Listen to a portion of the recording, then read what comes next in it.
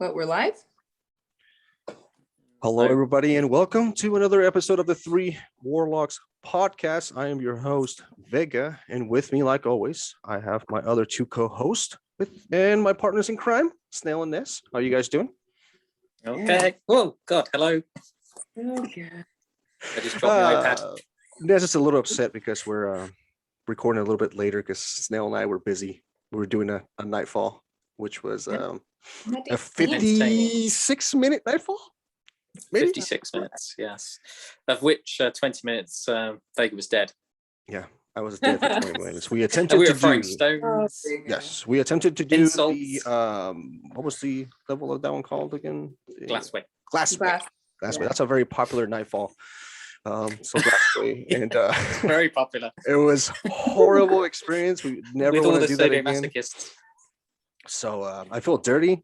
I think at one point, Rob, who was playing with us, he said that I'm shaking, which I don't know, out of like sheer happiness and yet like disgust with himself, because that was our third or fourth attempt, I want to say. We made it to the boss. We died. Made it to the boss. We died. And for some reason, it was a long ordeal that we had to endure. But yeah, that's what we do, It was guys. even a big FU at the end when the barrier champions were bugged. It's excellent. Thank you, Bungie. Oh, nothing's bug under Bungie's world, man. Everything works perfectly balanced. Everything. So Better that than was nerfed it. that was pretty much what happened with us, Ness. How was your week besides that you are is your birthday month? You're celebrating your birthday month still. My birthday month. I finally got my new boss to realize that my birthday's a whole month, so he's taking me to lunch next week. Oh, Yeah, I'm gonna you celebrate go. my birthday. Yeah, more I wish- cake. Nice. I wish my birthday month was something like that. My birthday's right in the middle of the month, so it kind of sucks. I have to wait till the 12th. Then I get a half a month, maybe half of the birthday month. I just take the 12th to the 12th. I feel bad for Snail because Snail's like what 2 days before On the this month. 31st. Oh, You one start day. right Okay. there. One You day. get to the end of the next month. I can't claim April, can I? I wasn't born in Oh April. my god! All right, Totally. well that's good. That's good. He's taking you out to lunch. So hopefully one of these days we could take you out to lunch for making you wait. We feel bad, Snail and I. But Snail is now a gilded conqueror. So congratulations to Snail. Congratulations to Rob. Congratulations Thank to Clone as well in our clan. He got his. So that's Nice. good. There's some people who've been going at it and getting it, loving it. I'm enjoying watching our clanmates succeed, which is awesome. There was a lot of stuff to talk about in the world of Destiny. The TWAB was a pretty good size. And there was also a novella that Yeah. assistant director Joe Blackburn put on Twitter. We're going to be talking about that a little bit later. But he pretty much gave us the state of PvP in the future. But besides that, let's talk about this TWAB, which is kind of broken down into three different things. I know Bungie kind of gave us a preview that we're going to be breaking down the sandboxes or the changes that were going to be taking place next season. So we're going to be covering today is abilities. Next week, we're going to cover armor and mods. And the week after that is weapons, weapon tuning, things like that. So abilities is something that we're going to cover, and we're going to take some time on each individual class. I'm going to take care of the Titan. Snail is going to do the Hunter. Ness is going to talk about our beloved and nerfed Warlocks. We'll get to that when we get to that. But yeah, this is something that Eric Smith, which is one of the guys who does the abilities, one of the devs that does the abilities and stuff. He's going to give us a little bit of information of stuff that's going to be taken care of in season 15. Some of the things that we're going to be talking about is some quality of life stuff.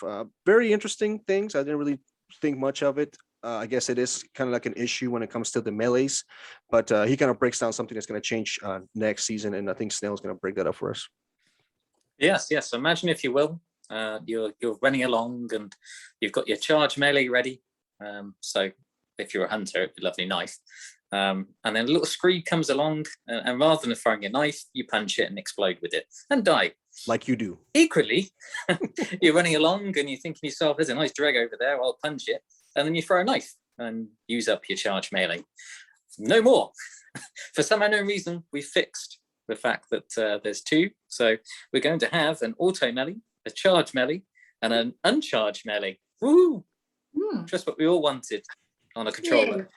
Where I'm getting the extra button from, I don't know, but you'll be able to bind for next season your charged melee independently from your uncharged melee and be able to do either or, depending what you want to do. If you don't want to do that, you can leave your controller alone and you can continue to have an auto melee, which means that you'll continue to run like you are and ad hocly now and again do the wrong thing. Mm-hmm. Oh. Not great shake in the world, because usually on a controller I don't experience that issue. But if you're on a keyboard, apparently it's an issue. So now they've got 2 buttons they can press. I don't have an extra button, so I only got the buttons I'm using.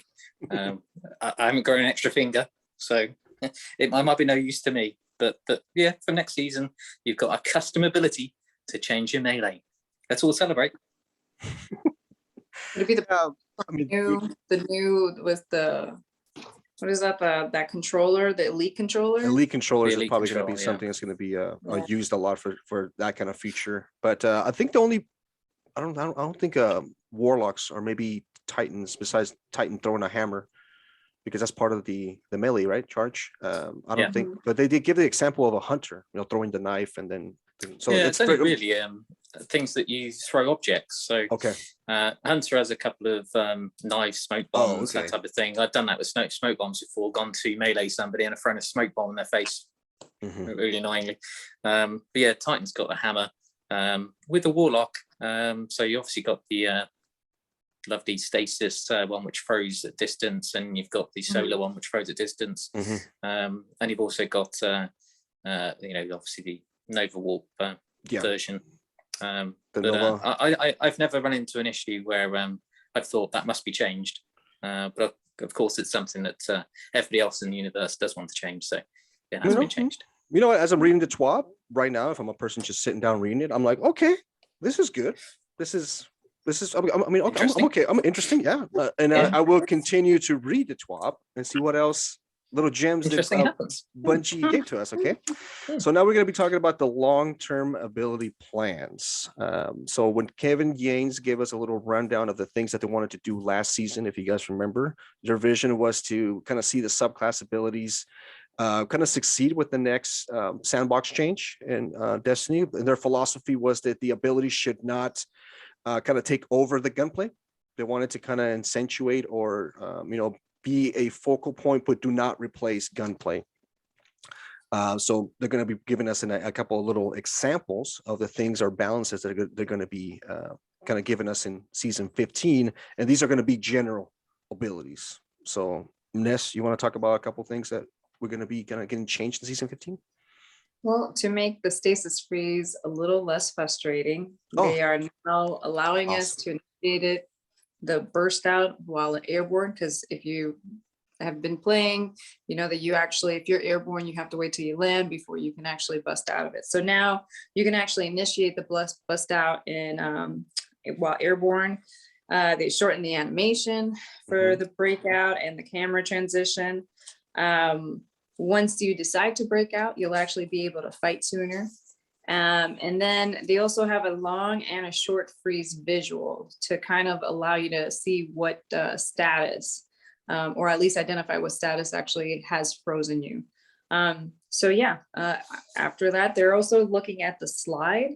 So if you've been in PvP, you've got somebody who's sliding in with a shotgun, they get you all the time. Really? So now, to kind of reduce that effect, you're going to have a -20 stability, plus 15% shotgun pellet spread, and then a 1.5 flinch. So we'll see how that goes. I feel like the pellet spread, I mean, it's going to be, they're going to hit the guy behind you too, I feel like, but yeah, so we'll see how that goes with the slide shotguns. There's lots of people up in arms that it's now just walk in a straight line like a robot and shoot rather than slide around corners and stuff. But hey, these are pretty huge changes if you guys were to kind of sit down and think about them, especially the slide one, because that's one of the most dominant ways to take care or get close to somebody and take them out in Crucible. A lot of people that play Crucible like to play fast And what they did now by doing that is they kind of clip their wings, like Snail says. You just have to kind of walk and just shoot them in the face, be more accurate. That's more gunplay, not pretty much relying on the ability of sliding and kind of dashing out of the way, things like that. Interesting, but at the same time, it's not something that's going to benefit the hardcore fan. We're now going back to the thing that we used to talk many shows ago. I think Snail kind of brought it up that Bungie is trying to tailor to the newcomers a little bit more, because the PvP experience has been extremely frustrating. If you had to go in there blinded with shotguns and stasis, and these are the two things that Kevin's talking about, that they're going to kind of tune it down a little bit when it comes to season 15. The other things that they're going to be talking about, guys, is some of the abilities that all three subclasses of the each character has. So we're going to be breaking down the Titan. We're also going to be breaking down the Hunter, and we're going to be breaking down the Warlock for you guys. So stay tuned, man. There's a lot of more information. Hopefully, if you're upset at this moment or happy, that's good. At least you're feeling something, So let's talk about the Titan. Couple of things that they're going to change is barricades in general, but specifically the rally barricade. If you guys are not familiar with the rally barricade, it's something that the Titans use. Very small little shield that was very useful when you guys used to do, I'm kind of showing my age here, very useful when you guys used to do the Leviathan raid, because you can just duck down, jump back up, and your weapons will be reloaded. But I believe that's the last time I saw it ever in the wild. It was. So I haven't seen it at all. So some of the things that they want to do is they want to encourage people to use this feature on the Titan. So the things that they actually provided for this feature, the buffs on it, is a plus 30 stability when you cast it, and plus 10% range, and a minus 50% flinch. So this is going to be a pretty good buff. So you guys have any issues with that? I think it's pretty good, right? I can see it useful in PvP with people using snipers. Just whack it down, and then you have to be near anybody, do you? Can cross the map, and you've suddenly got all those buffs.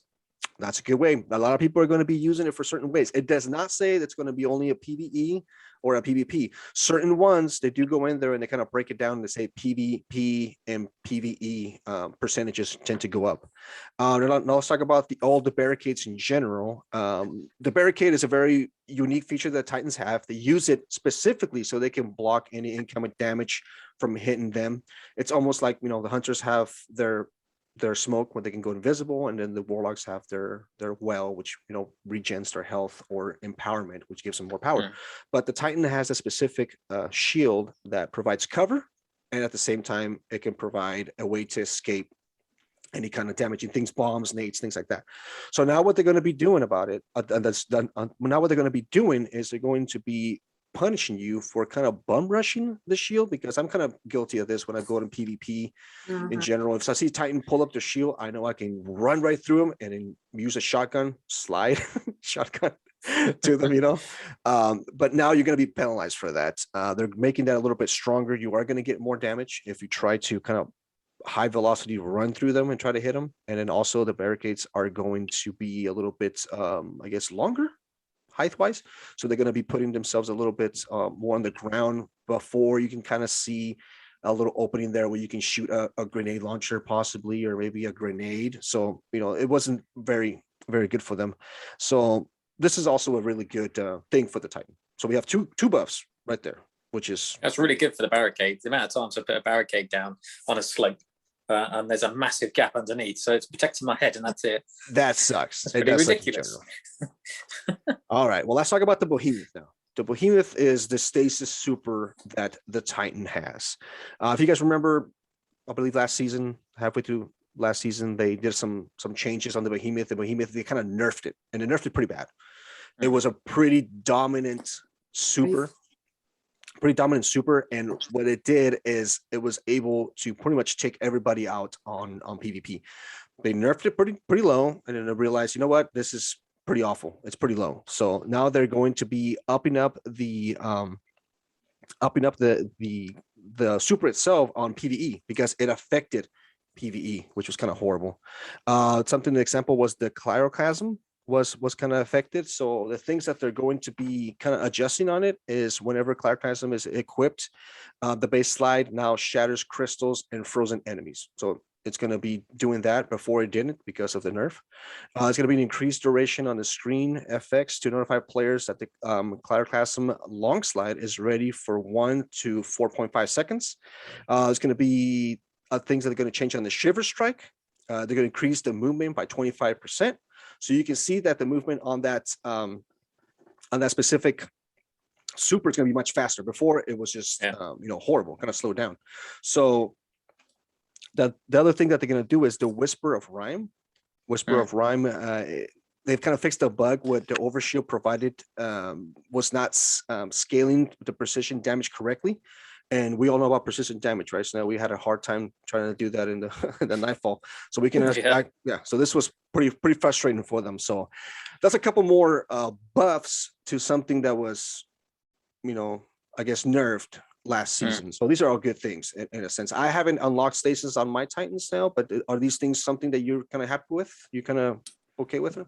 I'm confused why we're buffing Titans with Stasis and taking it away from everybody else. Buff and Hunters, but we'll come to that in a minute. But the Warlocks seem to be hit more than anything else on any other super. I have a theory on that. And once we get towards the tail end of what I'm explaining for the Middle Tree Striker, I'll kind of break it down to you. So now let's talk about Middle Tree Sunbreaker. Middle Tree Sunbreaker is a really unique super that the Titans have as well. They're able to get that hammer and kind of spin in a circle, and then they can slam it on the ground. And one of the things we use it for a lot is for raids. Those grenades, those charge grenades. Solar grenades do a lot of damage. So one of the things that they want to allow for this super to do is the lifespan of the hammer to have a longer duration. Before, you used to kind of throw it down, and then they used to probably like dissipate and explode. So now your hammers are going to be the timing for the hammer to explode is going to increase, and it's going to cover a much larger ground a much larger time, 6.5 seconds to 10 seconds. And then the damage versus powerful PvE combatants is going to be increased by 50%, and that's going to be helpful against those orange and yellow bar bosses and stuff like that. Definitely, yeah. So this is a good thing, I think. Top and bottom tree striker. These are kind of the favorite ones. These are usually the ones that kind of run supers. The chasing ones, or they call them the melee based supers. These tend to be a little bit less popular in Crucible or even in PvE because of the distance you have to cover to engage somebody, whereas all of the other supers from far away you can be protected and shooting them. So some changes that they're going to be using on these things is they're going to increase on Fist of Havoc. They're going to increase the slam detonation radius by 14%. So whenever you jump up and use your slam, much larger area is going to be covered. I don't know if it's going to be for PvE or PvP, but it's increased. They're going to reduce slam damage fall off. Don't understand quite what that is, but I guess they're going to reduce it. And they're going to reduce slam attack activation cost from 21% to 18%. So I'm guessing your super is going to, for every time you slam it, your super is not going to drain as much. Yeah, not going to drain as much. And the damage fall off means that outside that rate, well, when you get into the 14% radius, as it dissipates out, the fall off is going to be less. So you're going to get more of that 100% damage. So that's good. This so far, these things that the Titan is getting, or the changes that are going to be happening next season, these are all pretty good. If you're a Titan main, these are not the greatest things ever, but at the same time, you're okay. You're happy with them. One of the last things that they're going to be talking about is the Middle Tree Striker, and this is very unique to me because it made me think that they didn't specifically tell you what they're going to be doing on this tree. They said that they're going to be talking about balancing things with it, but they haven't mentioned it yet. And what I'm assuming is this is something they may discuss next week. It might have something to do with that chess piece that everybody uses that causes 120,000 damage on Gambit, which we all know that, right? And I think this might be like the first nerf that you're going to be looking at the Titans. So Titans so far, what I'm reading, engaging, lots of buffs, maybe one true nerf, but we won't know about it next week. So some of the things that they're talking about, the Middle Tree Striker that they're going to be kind of talking about is the increased duration from 4 seconds to 6 seconds. Sliding over an ammo brick now grants 20% melee energy. So we're gonna have to wait and see what they're gonna be talking about with the mods and possibly the armor on those. So that's what I'm thinking. So whenever you were asking like why are they buffing these things, I'm thinking they're going to be kind of tweaking the armor. I know the Titans have a specific stasis armor that they use. I forgot what it's called, but that may get nerfed. Maybe that's why they're upping the super itself, so that way it doesn't take it over, right? Top tree Sentinel, and this is mostly specific on Ward of Dawn bubble. What they're going to do is they're going to increase damage taken from bosses from 0.25 times to 7 times at 0 resilience, and damage taken can scale down from 0.25 based on the owner's resilience stat. So this is talking about whenever you cast your bubble, how long it takes for it to be destroyed, right? Is that what? Okay. Yeah. So that's going to be. I'm not overly understanding their explanation for that, because they're saying people are dropping them on bosses and doing loads of damage. When was the last time, ignoring the one I did as a joke? That's what I was going to ask. Last time that we dropped a bubble on a boss to do damage within the bubble? The Very pit. rarely. The pit. Well, the pit was the last time, but when was the last time we did the pit? But last time we used the bubble, it was to get weapons of light. That's the only time we really use it. And what they're saying here, basically, if you've got high resilience and spec high resilience, there's no effect to what they're trying to do to the bubble. It'd still be exactly the same as it was. So it made no difference. It's true. I mean, you probably will think twice about maybe putting in an area where if the boss is shooting splash damage and you feel like you're protected, you're like, okay, at least I'm in a bubble. I may not die. Boom, over. This is my theory. I think they did this because what is something that's very trollish that people do in Crucible, especially on Doing Gambit as well. Exactly. So now you understand what I'm saying. The life of the bubble might be a little bit less because people usually cast it on zones, cap them quickly. So that could be it. Well, if you spec for it though, 10 resilience, it's stronger than before. Yeah. So it's the changes on it, or the buff or the debuff on it, or the nerf. It doesn't really quite make sense until we get out there on the gameplay and start playing it next season. But so far, I am pretty impressed with the stuff that the Titans getting. Looks all positives, right? Yeah, you need to stop showing off. Yeah, man, that's pretty. Warlocks, you need to stop showing off. That's pretty good.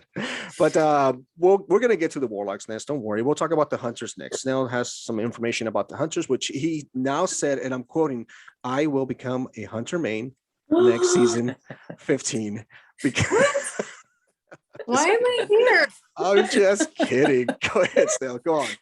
Although if I'm doing damage with Arc, then I will be using a Hunter, but we'll come to that in a minute. So last season they did some changes to the silence freeze from the silence and squall, and squall became less dangerous, I suppose, but they want the squall to feel more dangerous, because currently silence gets thrown down and those that are in it get frozen and killed, and squall ambles around getting lost, wondering who am I killing.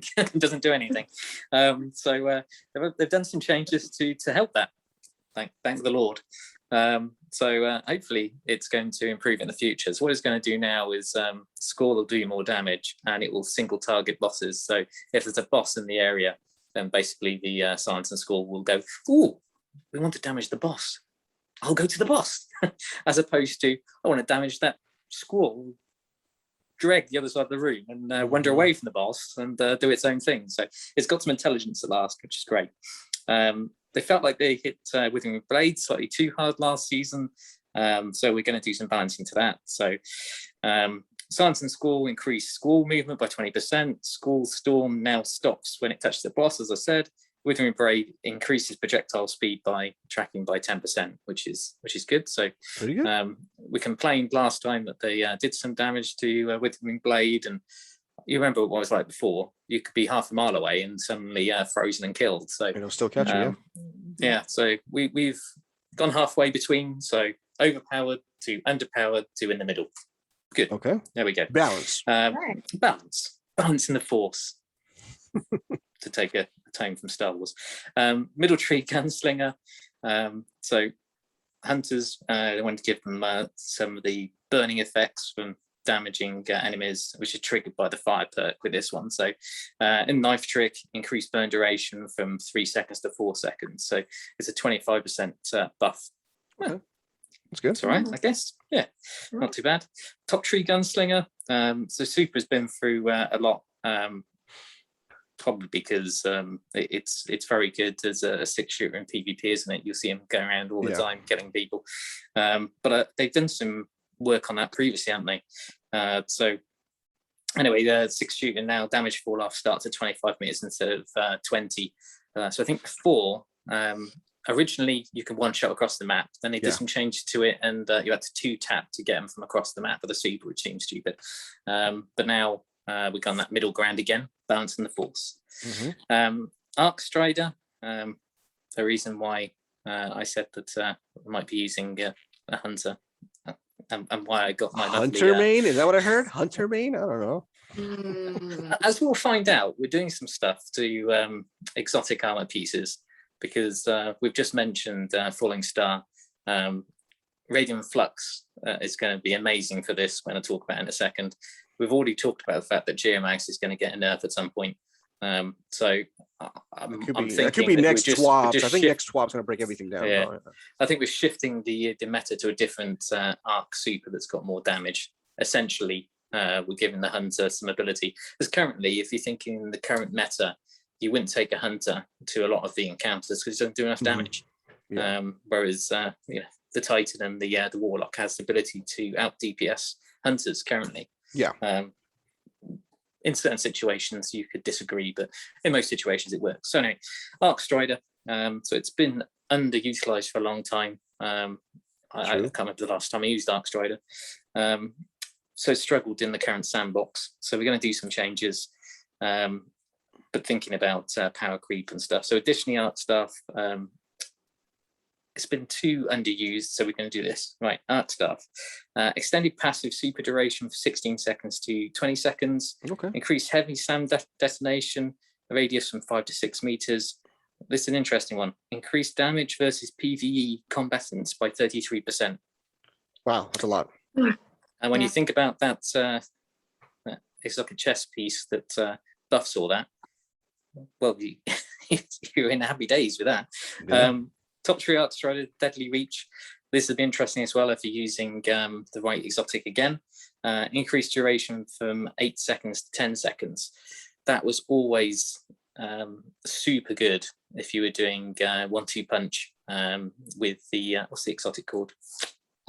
Liar's Handshake, because you could just do stupid damage with that particular punch. Having it for 10 seconds means you could punch bosses to death. More likely, Oof, wow. So that'd be good. Middle Arc Strider, so Lightning Weave, dealing damage with Tempest Strike now triggers Lightning Weave, and timer can now be extended by dealing damage with any weapon. So that's interesting. So really, we are buffing the Arc subclass that's been underutilized on Hunters for a long time. That's pretty good. Yeah, that is really good. This one, I'm semi-happy with, because I'm fed up of seeing Middle Tree Night Stalker roaming around PvP. Can't do any damage to them. So tanky. They come from nowhere as well. I could hear that in the distance. Oh, I'm dead. It's just like bizarre. It's like the Behemoth all over again back in the day. Like, oh god. So the Spectral Blades only allow the player to go invisible and vanish from your radar, which is interesting because I forgot that they vanish from the radar, which is why I probably can't see them when they come. But we're going to do some changes to them. So Spectral Blades, reduced damage reduction during super from 52% to 47%. So we can actually kill them, apparently. A change of 5%. Reduce additional DR when invisible from +5 to +3. Oh, okay, that's good. Interesting.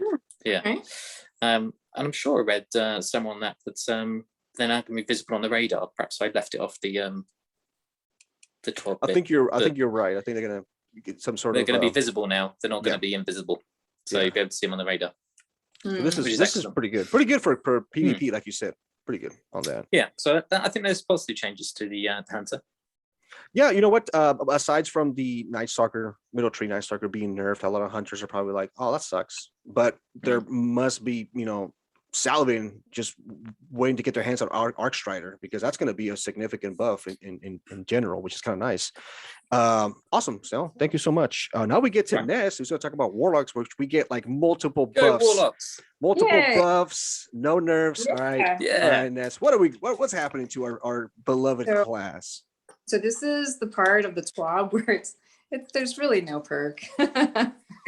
So now for Winter's Wrath, because apparently in PvP, a lot of the melee supers needed a more of a fighting chance against it. So it's getting now buffed? No, Oh. sir. You have to actually now freeze and shatter twice before defeating someone. Yes. Isn't that Bear in great? mind, I can't freeze anyone with it anyway. Well, you got to aim better. I'm sorry. I'm just kidding. I'm just kidding. That's why you're going to be a hunter main. That's why you're going to be a hunter main. Okay, so top 3 Dawnblade, which they said is a straight up dominant in PvP, Yep. which I have to say, the only times that I've actually seen this one played is during trials. Trials, I yeah. haven't really seen this one played straight up Crucible, just trials. So Celestial Fire, they're going to reduce the tracking angle. They're going to reduce the aiming shape.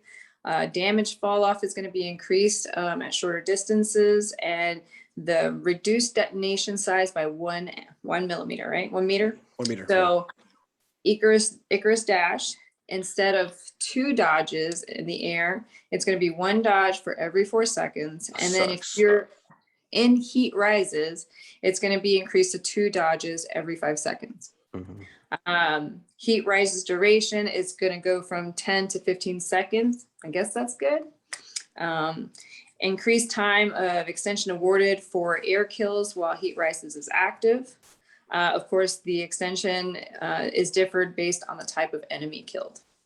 Your location now will appear on radar while you're using Heat Rises. So maybe that's what you were thinking about. Probably Snail.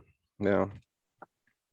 So now we're going to Middle Tree Dawnblade, which we don't see really used very much in PvP, but we do use it in PvE. Mhm.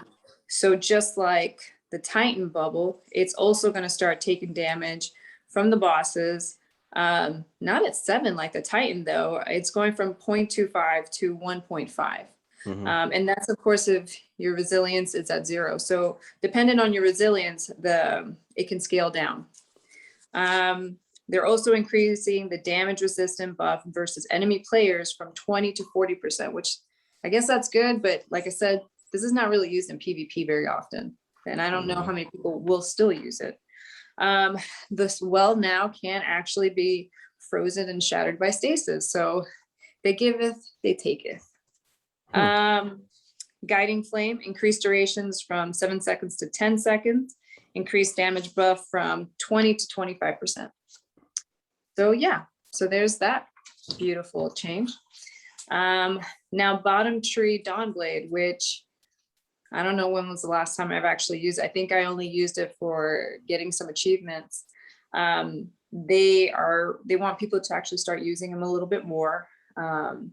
So Phoenix Dive is actually now going to have a directional, like the Phoenix Dive. Well, like what's that? Revenant Shatter. What's that thing the Titans do? Oh, that's the Superman punchy one. The Superman. yeet. Yes. Now this one actually aims at a place instead of just dropping down from where you're at. Mhm. It reduces the delay before the dive starts. Ignition Touch. Solar ability kills and kills on burning targets now cause targets to explode and burn other nearby targets. And if they also die from burning, they also explode. Middle Tree Stormcaller, Mhm. which we lovingly call the Jesus Beam, Yep. which is also very much in PvP. These are all good. I mean, this is where the good news happens for the Warlocks, right? Just want to make sure. No. Yeah. Just wait. Okay, Hold on. okay. It's happening. The beam environment collision size to better match the collision size with damage size. They're increasing that. But they're reducing the beam damage radius in PvP by 20%. Wait for it. Reduce the beam endpoint sphere radius in PvP by 33%. Okay. Okay, the good news is not there yet. Hold on. All right. So we're moving on to Bottom Tree Stormcaller. So once again, they want to, I guess, give us something because they're taking away. Arc souls are not going to be increased from the duration of 12 to 13 seconds. Okay. 1 whole second. Yes, yes. The increased rate of fire by 10%. You actually be able to sprint when allies are near with electrostatic surge. And now there's a landfall where you fire, where I guess the animation, you fire 5 arc ground projectiles on cast, which Okay. it goes in every direction. That's good. So that, yeah, that's Well, the totally. surge has been broken since, I don't know, Yeah. since when? Since dawn of time. So in reality, they're fixing Since it. forever. Thanks the for fixing it, person- Bungie. Well done. That's a the good person plan. who- Thanks. The person who All comes right. to mind who uses the bottom tree Stormcaller is Bear. She's always used it for Yeah. PvP. So this is actually really cool features for her favorite super, which is Yeah. awesome. Yeah. Okay, so Middle Tree Voidwalker, here we go. So this is the Nova Warp.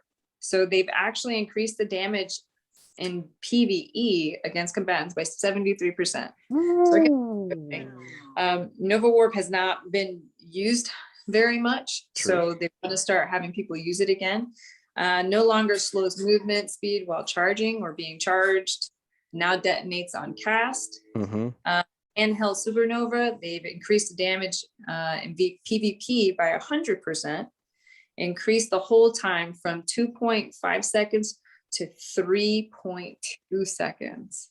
So, I mean, I hate to say, but there's really not a lot of good things for the Warlocks. If anything, they have, once again, nerfed the Warlocks. Yeah. Bear in mind that Nova Warp was nerfed because of the damage that it was causing. And Yeah. we're buffing it, and they're saying they're going to watch it. I think it's So- pretty much to the same A where it month used to in. be, maybe. A month in, And they're in going to season 17, reduce they're it again. gonna nerf- yeah. I'm Yeah. confused. There's a couple of points I want to bring out on the Warlock, like Ness was talking about. I'm kind of confused about this point. Ness or Snail, maybe you guys can bring some insight in my brain here. Players inside the Well of Radiance are now immune to stasis. So you're inside the well, you're like, cool, nothing can Mhm. freeze me. But yet the sword can be frozen and shattered by stasis. Yes. I'm confused. I'm So confused if you're there. inside, you're safe. But But the well itself, once it disappears, that's over. I you know? want to make sure I got that Yeah. the information in my well, head. It Okay. takes multiple attempts, but can be frozen and shattered eventually. Again, I'm confused because I do a lot of GMs and top end PvE stuff. Very rarely do I use a well, if at all. I've not used any GM this season Mhm. because there's other stuff that is far better to keep yourself alive. The well, Yeah. you're one shot in anyway in any GM. So by taking it away altogether, just gets rid of that subclass. I think so, because I think these things, especially when you're talking about stasis, like Ness was saying, who the hell is using well on PvP, and why Yeah. would you use it? Yeah, I mean, nobody's There's really. no point. I mean, it's probably a use. Somebody must have used it, that it must have caused some problems. Maybe nobody was dying. I mean, it could be like the heir apparent thing that's happening in comp, which is still frustrating. Which we'll talk about that way later. Not right now because I'm kind of mad about. But maybe somebody's using it. Maybe somebody's using that to capture zones and doing something. Because if you're in a well on PvP and then your resilience is pretty high, man, you're pretty good in there. Because that well provides, not only does it provide healing, it provides a damage buff. Am I wrong? Right. So Definitely. Only if you've got Definitely the have right beats on. okay. So Yeah. I mean, maybe it's people are doing that, and maybe they saw this. There's a reason why they're doing all these changes, and we're gonna eventually talk about that as shows go on. They're getting ready for something to happen in the future. Bungie doesn't specifically throw all this crap away or all this stuff in the plans in the sandbox without something happening. There's always an action for a reaction, So there's a reason why There's they're still a doing massive that. piece of this missing. So we're buffing like subclasses, but still stasis is far superior because I get 40 stat points just by running stasis. Yeah, Mhm. that's by True. those, by all those. So why would I change? all those Right. aspects and mods, things like that. Yeah, the other thing I wanted to bring up too, guys, is bottom tree Dawnblade. Looks like that might be the meta for PvP. Bottom tree Dawnblade, if you guys know about it. Dawn Chorus? Yeah, whenever you kill anybody, your super increases believe it or not. The more people you kill, the more people your super lasts longer. And also that little dive thing, the Phoenix dive, where you can now use it a directional thing, reminds me of the Titan middle tree striker. So you're gonna be able to have that freedom, and that's gonna be kind of neat, man. It's gonna be very, very useful. So it kind of sucks that they're going to be nerfing top tree Dawnblade for all the PvP people out there, myself included. I just recently started to fall in love with it. It's a very fun subclass to use. You're very fast, you're very mobile, but Bungie has to think about speed. Maybe Bungie doesn't want us to go fast. They don't want us to be sliding. Robots walk in straight line. They don't want us to play the way we want to play. So No, I don't know. I mean, this is what's been going on, guys. 3 different characters with 3 different buffs and nerfs. Anything that you guys want to talk about? Anything that stood out to you guys that's going to be either good, positive, or bad? Well, top tree, top tree void. I mean, I haven't even seen anybody use it, and they still haven't done anything with it. Like that was the one that I was thinking maybe no Nova love, nothing was given. You're right. I mean, the skull of Akankara would have been nice if they said, "All right, here you go, guys, it's yours. Have it back in." But no, sucks. No, for me, they mentioned other exotics, and they mentioned some exotics which are currently used. So for me, we're buffing the exotics not being used, and then nerfing exotics that are being used currently. So they mentioned Dawn Chorus there. There's other exotics I can think of that be really useful now based on these changes. And we've mentioned Geomags. Star has been mentioned. So I think we're going to nerf some of these, use other exotics just to rebalance out stuff. The annoying thing is a lot of people masterwork that armor. That's a bit of a waste. So anyway.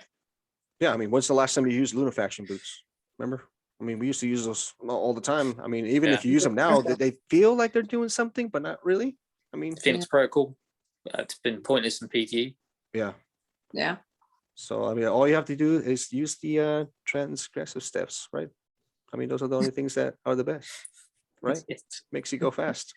I wish I could say the way I call them, but I can't say that right now, guys. So, but the go fast booties, the go fast booties, which I like them.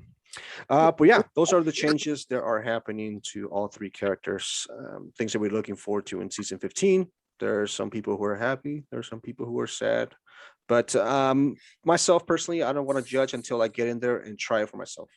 Once you try it for yourself, you see it. You might enjoy it. You might adapt. It's always a game of adapting and changing things out. Like Snail says, different exotics come available that you haven't touched, and now they're going to be viable for you. One of the things that they're going to be changing for you too next season is the experience of powering up your stasis. You guys remember Beyond Light was the first DLC that gave us stasis, gave us the power of the darkness. A lot of people that are coming into this game right now are confused. They're like, what the hell is going on? I mean, we have one of our members in our clan who hasn't been playing for a while, and she was like, hold on, I have to go here and get this aspect and do this, because the quest is very confusing. So now what they're going to do is they're going to be making the darkness guide in Europa, which is the Extra Stranger, a little bit more friendly, I guess, user-friendly with people. So they're going to provide more information on how to complete certain tasks that are required to earning more stasis power. And that's cool. Once again, these are for people who are barely coming into the game, who want to experience stasis. And it could be also a forecoming of what to expect, because we are expecting a couple more subclasses within the stasis world. So, trying to get some sort of guide of how to do them, because if I do remember correctly, a long time ago, you're like, hey, make sure you don't do that one first, do this, because if you do this, it works with that quest. Remember, we used to have that problems now. So this is going to be a little bit user friendly now, which is nice. So Guardians that complete the Beyond Light campaign will now have immediate access to Born in a Darkness quest, and that's a really large quest that we had. I believe it was like 36 steps or something like that, maybe 30, and that's what gave you all your access to your powers to stasis, and this is going to be available from the Stranger in Europa. So looking forward to that. This is neat. I've just completed that on a 7th character. How long did it take you, by the way? To do Ian's from start to finish, I think that took me a week and a half of messing around. Can you imagine if Ian didn't know what he was doing and he did it himself? Yeah, it's a good job I knew what I was doing. Yeah. That's It why he probably gave us. would have taken him months. He was very intelligent. He gave it to me. I fixed it for him, and now it's all good. I did a bit on Sillies, did a bit on Ness. I've done my 3 characters. I've helped other people. It's been fun doing that quest again and again. Awesome. But yeah, those are all little quality of life things that are going to be changing. So looking forward to that. So, guys, let's talk about the Gaunlet. Snail, some sort of charity event. Yeah, as if we haven't done enough charity events to steal all my money to get an emblem. We're going to do another one to steal my money to get an emblem. Oh, this is a nice emblem, though. Are you going to show the emblem? Yep. I'm not overly fussed, if I'm honest, with this particular one. But it could add to the collection. It is very two-tone. Looks like a racing one, maybe like a racing emblem. Yeah, like a checkered flag in blue. Okay. Nice. But yeah, the actual charity is very good. So it's the 7th anniversary of the Gaunlet Tabletop Fundraiser. So on Sunday the 15th, Team Bungie will be competing in a tournament against 20 local gaming studios. And it's all for young women empowered. Why we? Sounds good.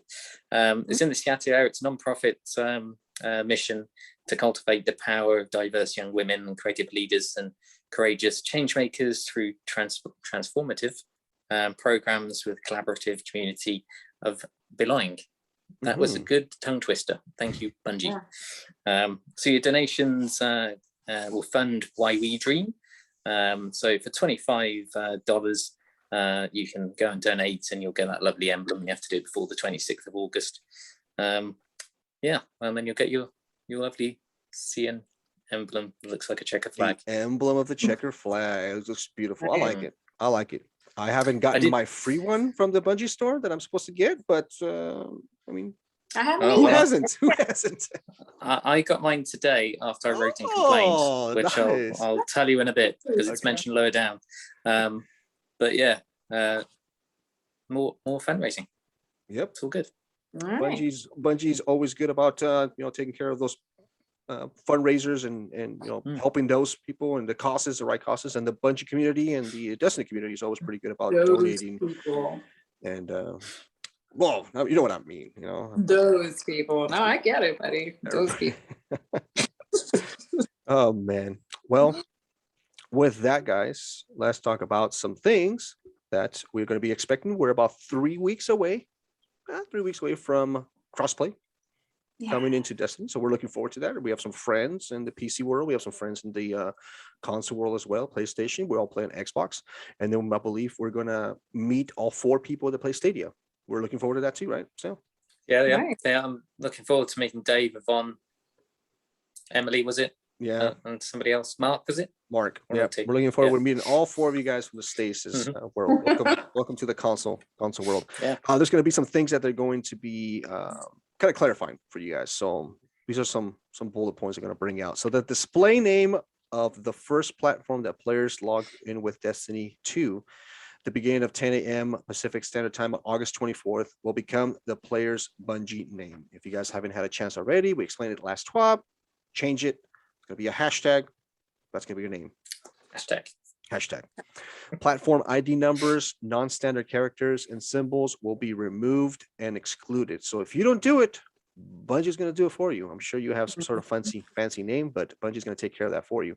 If a name violates the code of conduct, which 98% of the time it probably will, it will be changed to Guardian. So enjoy having yourself a name as Guardian #1, Guardian #2, Guardian #3.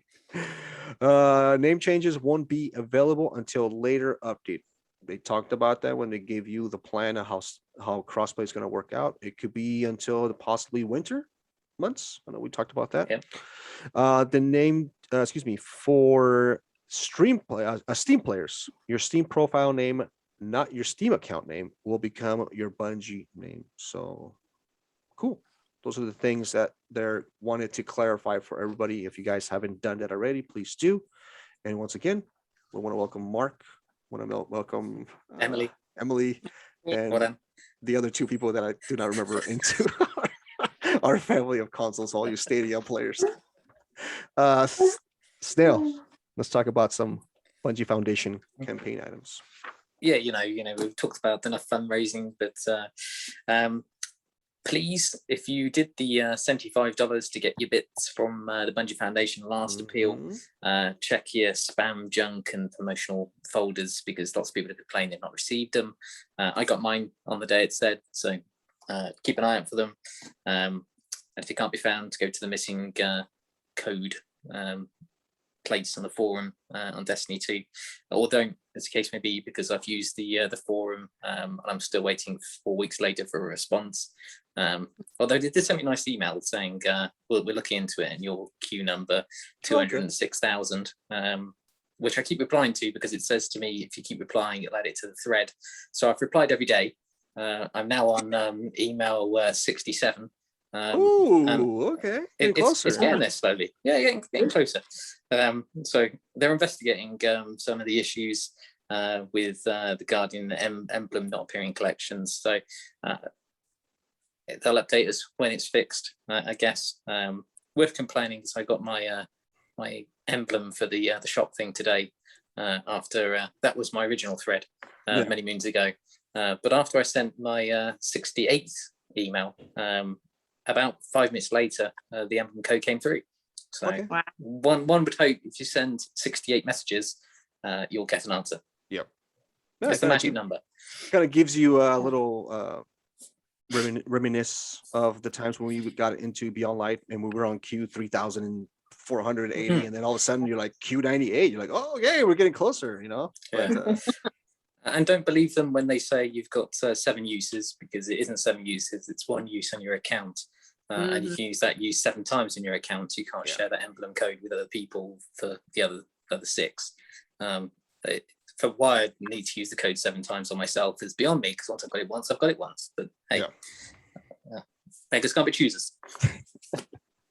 Well, guys, as we talked about, new seasons coming in about 3 weeks, there are some things that you must do. You have to claim your rewards. Ness, take it away. Explain that to us. All right. So season 14, Bungie rewards. Season 14, seasonal challenges. Vanguard tokens are saying to turn them in. Don't do it. We won't. Valor rewards. Visit Lord Shaxx to claim those items, including engrams. Infamy rewards. Infamy rewards. Visit the Drifter. Claim those items, including engrams. The Splice of Servitor engrams. Season 13 season pass items on previous season webpage. Make sure to check each character. Some people are having to use their mobile app to actually claim them. So those are the items that once August 24th, you will no longer be able to get it unclaim or claim these. So if you leave them out there, you're not going to get them. Yep. So leads me to all 2 known issues, right? 2. They're getting better. The more you bring them up, Ness, they're taking care of them. So this is good. You're helping out. Only 2. Yeah. Oh, that's pretty good. I'm having an impact. It really is. Okay. So really, these are really big ticket items here. Solstice fragments are in people's inventories. So they say log out, log back into the game. They should disappear. And the Sarkadian Guard emblem from the Bungie Foundation giving campaign isn't appearing in the collections. So this will be fixed in the future update. So of course, if you want to see all the known issues, go into the known issues article on Destiny 2. And also you can report on the hashtag help forum. Awesome. Hashtag pop. Oh, my birthday. What? Awesome. Yep. Those were pretty much the important points in the TWAB. I believe, like I said, next week we're going to be talking about armor and mods. Very interesting how it's going to happen next week. I will not be available. I'm probably bringing this up. We may or may not have a show. We may do something on YouTube. Stay tuned to some of the social medias and stuff. We'll put something out so we can at least talk about this. If by any chance we do not get a chance to talk about the mods and the armor changes, then we can always do an abbreviated kind of recap on that on the following show with that.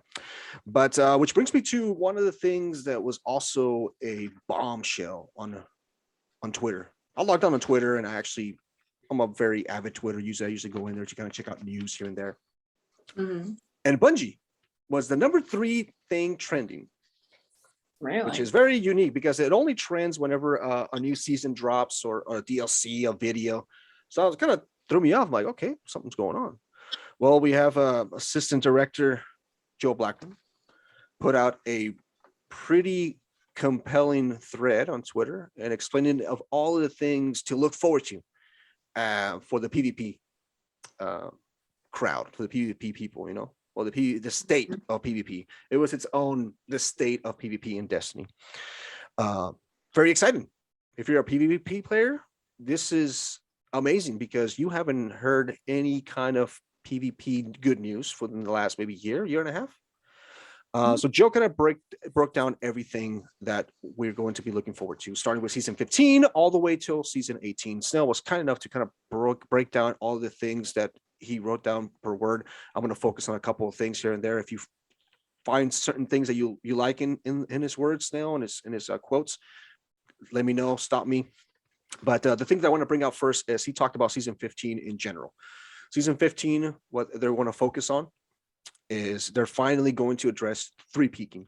Wow, that's amazing. A lot of PvP players were, that was an issue that they wanted to get addressed, and now they're addressing it. One of the things that they're also going to be doing is the team is planning on kind of revamping Trials of Osiris. And also another good news for the PvP players that enjoy PvP but do not have a chance to enjoy Trials because they feel Trials is a little bit broken in a sense. Well, I mean, broken in a sense. A person with, and it's Snail and I, and some of us have had this example. If Snail and I have 1 win in our card, we should not be going up against somebody who has 5 wins, 6 wins, things like that. It feels a little bit unbalanced. It feels a little bit unfair. Am I right? Yeah. So yeah, we should never meet flawless players. No. So not until we get to game 7. So they're working on that. One of the things that people have been complaining, as long as I can remember, for years, ever since Beyond Light dropped, is that Beyond Drop did not give us any PvP maps, no PvP maps. But Joe comes to the rescue. He kind of gives us an idea. In season 16, they're going to open the faucet. And please, that's his quotation, open the faucet. Exactly. On maps for PvP. They're working on providing 2 vaulted Destiny 2 maps. It could be something that we've had before and got taken away, and I'm pretty sure they're going to do some sort of poll, and see which ones you guys want to bring back. And those are going to be kind of, revamped with a new engine because the Beyond Light gave us this new engine. So they had to rework all the maps. If you remember, the earlier D2 maps were made for, they were a little bit smaller, I want to say, maybe. Or larger. Yeah. The bigger issue is they could only build so many maps on the new engine. Yeah. They can't just press a button and port the map across because it has to be rebuilt for every one they've done. Frame so by frame. Rebuild it frame by frame, which means that they can't just press a button.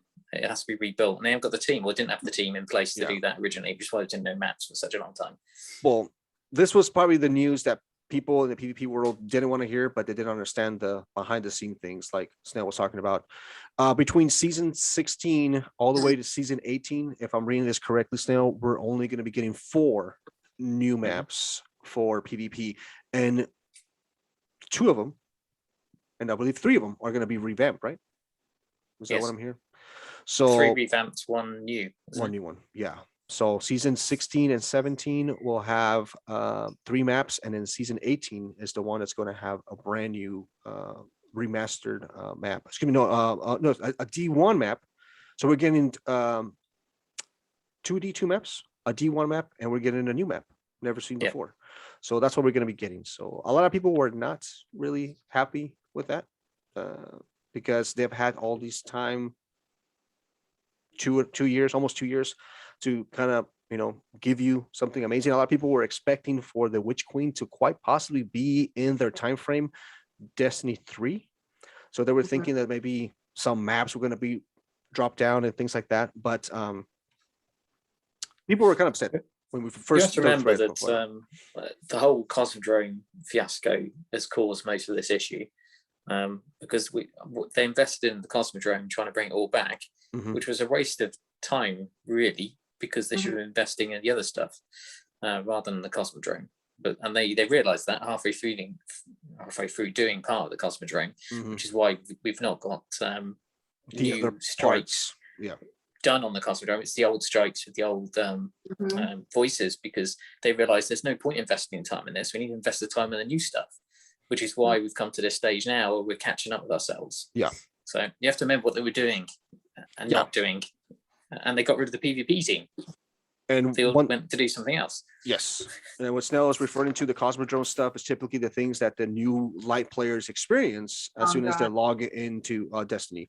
They wanted to invest a lot of their time and effort to get new people to play their game. We have to remember that Bungie came out of a abusive relationship, you want to say, maybe, with Activision, and they wanted to kind of go on their own, and money was tight. They got a couple of out of country investors, some Asian investors come in, so they kind of change things around.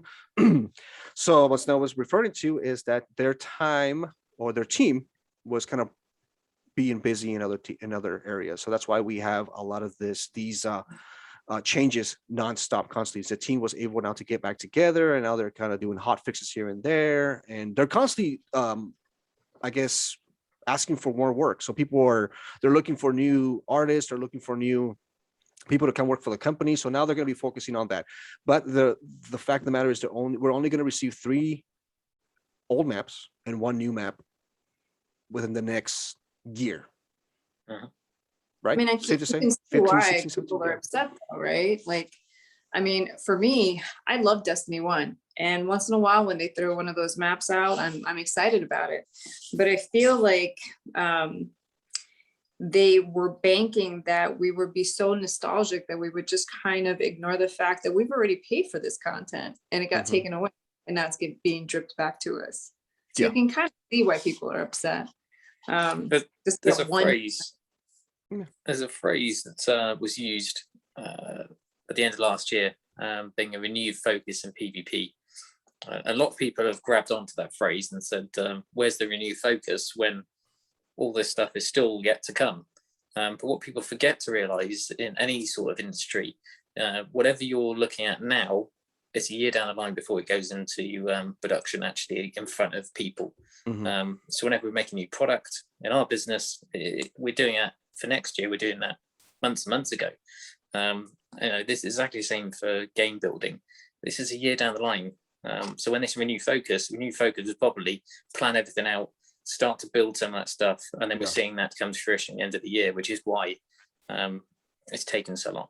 Yeah, and that's why people are upset. They're saying you've had this 2 years, like Snow was saying, 2 years to make something, and what you're only going to give us is 3 revamp things and 1 new thing.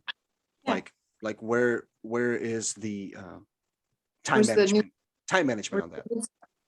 But like Snail says, there's so many things that goes into making maps. Obviously, every single Destiny map that you go on PvP is beautiful. It's amazing. It's depending on which area you're at. Some of them are kind of weird. You're like, oh, what the hell? This is ugly. But the majority of them, they have beautiful landscapes. You can look in the sky. There's detail, really good details on them. And there's a lot of play tests going on. Hopefully now there will be play tests, because before there really wasn't. People would just put it out there and see whatever happens. But there's 3 points that he brings out too that we're going to be getting into the future, and people got a little bit happy about this. Rifts coming back at some point next year, so that's pretty exciting. Rift was one of the fun game modes. I don't know, did you ever get a chance to play Rift, Snail? No, I know they've got some concerns over the speed of Destiny 2 to play Rift. It's much faster. The D1 was very slow, which meant that it was.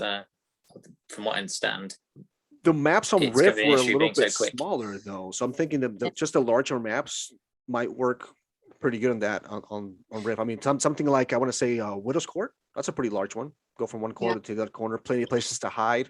That could work. It has to be a specific map where that will work. So there's some concerns. Like the Dreaming City map to come back. That'd be quite a nice map. Yeah, there was one in open space, the internal space. Some of the D2 maps, Ness, that you would like to see come back. There was one where the Mars one. I love that one. Do you know which one I'm talking about? Mars? Yeah. I love that one. Dreaming City one was really good too. One of the maps I rarely saw was the one on Leviathan. It was only ever in Scorch Cannon. Emperor's Respite or something like that. Emperor something. Yeah, that was quite a nice one. That That was one. a gross I like one, man. That was a horrible. I like that. What's a I place like to that. hide? Really pretty. Getting B was like either the first person. I If you know. spawn It on was a A, you got murder. B automatically. It's like no, don't, if you would spawn on C side, it was virtually impossible. It was a horrible. Well, we have to take into account too, Snail, which I don't know, a whole lot of people have thought about this, is the early days of D2 or the maps in general were built on double primaries. Mhm, Your that's shotguns, true. your fusion rifles, your sniper rifles were all heavies. So it was a lot of more gunplay, a little bit of ability play, but a lot of more gunplay. And we have to think about the fact that there was no random rolls. So everybody had the same gun. Mhm, You with had the same levels. same skill. So if you got the jump on somebody, you killed them no matter what. Right. Yeah. So now Yeah. when we have slideways and kickstart and people that can map you across the room with a fusion rifle, it can get a little bit frustrating for people that haven't experienced PvP in the early days, But once again, things are going to be changing too. Next couple of years is they're looking to adding multiple new modes for 2022. One of the modes that I used to love, which I don't even know what happened to it, it's the one where you used to pick up those tokens from the ground. Oh yeah. I liked it. It was fun. Hmm. You got more kills than picking up tokens. I forget what it's Wasn't called. like that. Supremacy. Wasn't like supremacy. Supremacy, I believe it was called. I used to like that mode. One of the other things that they're going to be talking about too is the state of trials. So season 15, they're going to be kind of working on that. I'm looking forward to it. Hopefully, some of the ideas that people have brought up, like flawless people should not be playing. People who haven't gone flawless, maybe move the adept weapons into a different tier. Once you go flawless here, you go into another pool, then another pool. Give them an emblem or some sort of armor. When somebody goes multiple times flawless, don't give them a weapon. If a person is so damn good at a game, why give them a weapon that makes them even better and just stomps at everybody? They learned their lesson from Luna's Howl. They learned their lesson from Not Forgotten. Redrick's Claymore, even the submachine gun that we used to use for everything. But that used to be mostly for PvE, the Recluse. But Yeah. they learned their lesson Mountaintop. there. Why make it rewards for people who are flawless to be a weapon? I feel bad because I've never done flawless, and if you're a good player, you should definitely be rewarded. But man, how about this? Give them an emblem that is amazing, animated. It moves. Yeah. That will be unique for them. They'll be happy with that. Give them glowing armor or something that says that they went flawless multiple times, but don't give them a weapon. That just makes things worse, man. That's my suggestion. I don't know, Snail. Do you have anything else to add on that? I mean, Just fix trials. Yeah. Just nice and simple. Well, those are the things, the key points that Joe Blackburn kind of talked about. I mean, besides that, is there anything I missed that I kind of brought up, kind of abbreviated most of the stuff that he said? He did mention a little bit about Gambit. He did. Yeah. It's unique. It was an afterthought because lots of people said, "What about Gambit?" What about it? With Gambit. But at the moment, it's broken, isn't it? Let's be honest. We've done it ourselves. We can win multiple matches with the team with Fallen Star because you can just beast the Primeval. So he did talk about Gambit. So long term, they're working on new maps. Excellent. Can't they just bring back the maps we did have? But I guess it's the same problem, have to be rebuilt. Currently playtesting some stuff for season 16, focusing on heavy weapon economy, primeval fight, invasion, cadence, power, and more. So I don't know what invasion, cadence, and power is. I presume cadence would be speed. So couldn't you just said the amount of times you invade? The power of the invader, I'm guessing we're talking to with the overshield and stuff. Why do you miss Gambit Prime? That was fun. It was fun. Yeah, specific armor that did specific roles. You couldn't just melt the boss. It glowed. I loved that it glowed. Yeah. Amazing. But yeah. That's all they're doing in Gambit. Apparently. It does worry me that we've talked about all this and then we're doing this Witch Queen reveal, which is because we're talking about PvP and Gambit. Yeah, that's one of your thoughts. You brought that up, which was very interesting, which I tend to agree with you. It looks like the next season is pretty much to please, the next expansion, maybe something to please the PvP community that has been kind of like felt unappreciated for very long, because they do have some competition, man. They do have some competition coming. There's a couple of games, I believe. I know we talked about this before. Which is the company that makes the Division games series? Ubisoft. Yeah. I believe. What is the name of the thing? It's They're making a new Division. Yeah, but they're making Tom Clancy, right? Is it Tom Clancy or no? Yeah. Okay. Yeah. So Tom They're Clancy making series, a free-to-play Division game. yeah, free to play one. It's a player versus player.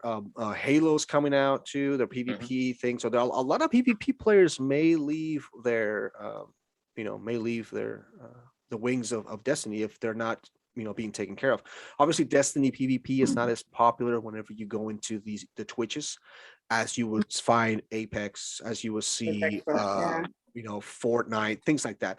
But Halo may, sneak in there. So some Call of Duties. There's always a Call of Duty every year, and then also this Tom Clancy game that might sneak up on them too. So Bungie is under a lot of scrutiny when it comes to trying to get a well-balanced PvP game that everybody can enjoy and also be fun to watch. Because right now, people are just watching people demolish two grandmasters. That's the only thing I see on their channels. And then some of the Twitchers, the popular Twitch streamers that Twitch PvP. They're leaning more for PvE. They're having a more fun time doing PvE content. They're enjoying their storyline, which has been amazing, and hopefully we'll get a conclusion to it the next couple of weeks. So yeah, things are definitely changing in Destiny. Bungie, their assistant directors, their developers, they're changing things around, and they're getting ready for something big when it comes to the Witch Queen. We do not know what the next season is going to be. By now, we should have figured out what the leak is for the name of it. So Bungie is keeping it close to heart. So very interesting. I'm surprised we haven't received anything when it comes to news, because we do have 3 weeks, and on each week, those TWABs are huge. We have armor and mods next week, and we have weapons. When are they going to squeeze in a trailer reveal? I mean, well, this is the concerning bit, because it says the 24th, we've got this Witch Queen reveal. With the amount of stuff we're talking about PvP and Gambit, I feel like that's half the reveal gone already. So it's a very small reveal. And that reveal is happening at the same time as the game's going live into the season. Correct. To distract us from staying on the queue. Remember, I still stand by that. That. Yeah. Still stand by that. Never take the day off of the season, guys. Always take the day after. I took the week off. Does that help? Oh my God, the week off? Jeez. That's a lot. That is got too many characters to use. Snail's like the guy who's just gonna level up everybody one at a time. He's just gonna look at the day. Whose turn is it? Oh, silly. Okay. Are you charged $39.95? I owe you some money. I've had some 39.95s on the charity donations. That was good. Okay. Funny. Oh, Silly finally figured out that I was donating to you Canadian money. She figured it Was out. she happy? She was laughing her ass off. She goes, "What?" She was so excited that she went back into your donations and gave the last $10. That's amazing. She it wasn't topped for it the off. kids. It was just competition. You know that, right? Oh, that's fun. Yeah. It's I gonna was be a another- hero. Yeah. So I got an email saying that I was one of the top 15% fundraisers. Nice. Which you were cheating, because most of your money came from the US, right? I heard. It was, yes. Someone did say, was it all a big con? Because all the American donations. I said, oh, I know some American people. It was weird. Yeah. What about the Canadian money? I mean, Well, that was the red flag.